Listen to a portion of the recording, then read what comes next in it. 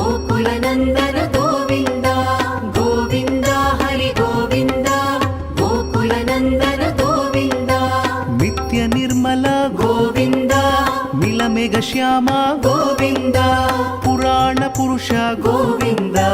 Pundarikaksha Govind Govind Hari Govind गोकुलनन्दन Govind Govind Hari Govind गोकुलनन्दन Govind नन्दनन्दन Govind